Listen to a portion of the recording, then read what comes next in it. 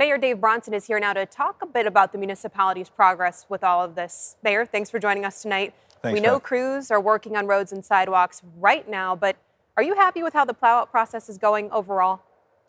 I just left the street maintenance facility where we were doing a shift change. And you're right, all the crews are going out as we speak. Our crews are fully staffed. Our teams are fully staffed. And overall, no, I'm not happy with it, but there's reasons for that. One is we've got a record snowfall. The record for the state is about 38 and a half inches, and we're at 38.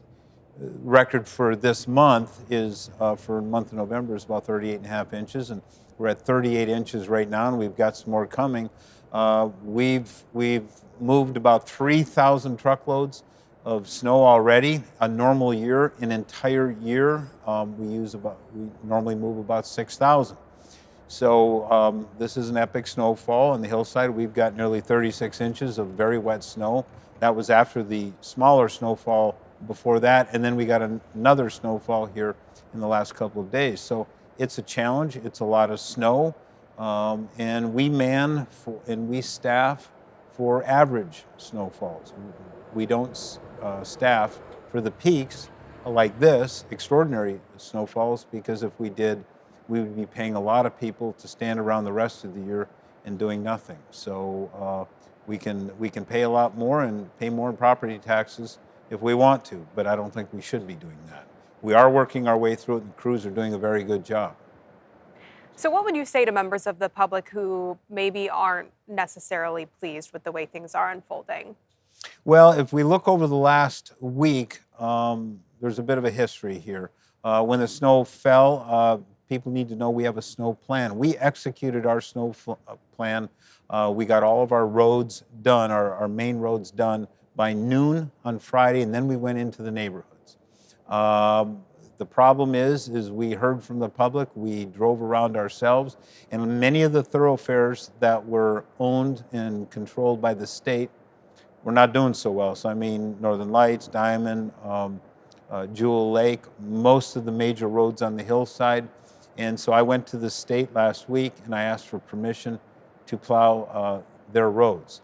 That delayed us in the neighborhoods, and that delay is manifesting itself right now. But as a matter of public safety, the roads were so bad, these main state-owned thoroughfares, that we had to step in, I thought, because we couldn't move ambulances without damaging ambulances and fire trucks and patrol cars, police cars. So we had to step in, and we asked for that permission. We couldn't until we had permission, and we plowed their streets, and that is complete, our portion of that now, and we are in the neighborhoods until they're done. Now, your office has said repeatedly that you're assisting with clearing snow from those state roads, and I know you just talked a little bit about that, but there are quite a lot of those in the city. How are you striking that balance between addressing those arterial routes and then really getting to those smaller roads and side streets? Well, we are coordinating with the state. They gave us a list of roads of theirs that we were allowed to plow, and we plowed them. And we're not doing that anymore. As of yesterday morning, the state entered into their emergency procurement process. We did that last week, and now they're bringing on resources to continue to work their roads throughout the hillside, Eagle River. One thing we accomplished by freeing up their assets in Anchorage is we allowed them then to help clear the roads in Eagle River that are their roads. So again, it was a shared, coordinated effort, but I made the decision to step in the interest of public safety and plow state roads. I want to touch on the Anchorage School District. We know the district has moved to a remote learning day for tomorrow, the third day in a row this week. How do you feel about that decision and the district citing unsafe neighborhood conditions as reason for that closure? Right. There are a lot of streets that are cleared. I disagreed with that decision. I expressed that. But at the end of the day, they get to make their decisions like we do. And I thought that most of the kids could have gotten into school, and I thought they could have done it piecemeal, especially at the high schools. But again, that's their call. we were in close communication with the school district for the last couple of days, and if that's their decision, I'll support them in that.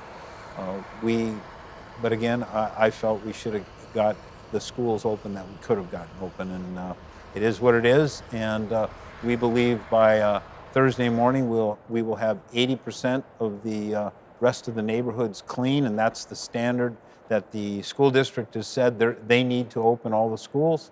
And so that should be by Thursday morning, we should be up and ready. Now, we know there's more snow coming this week. There are much lower temperatures coming this week, single digits and still sinking. Right. And we all know there are people who are not only commuting, but living outside right now. Do you feel like your administration is doing enough to try and protect those experiencing homelessness? We are doing, and we have been doing for the last two and a half years, everything that we could be doing. And quite frankly, I've been thwarted at just about every step. We needed shelter in the last 36 months in this city. We've spent $161 million on homelessness in this city, and we do not even have a permanent shelter to show for that.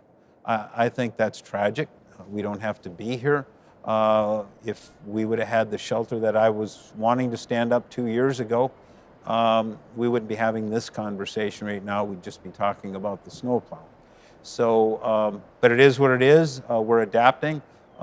We are robusting, excuse me, adding to 50 people to the Solid Waste Service Administration building.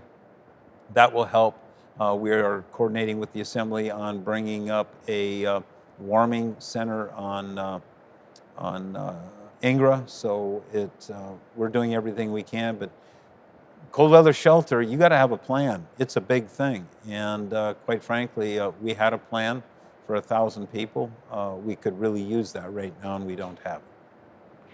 So where do you go from here? I know you're talking about some expansion. You talked about warming spaces. You talked about additional shelter space.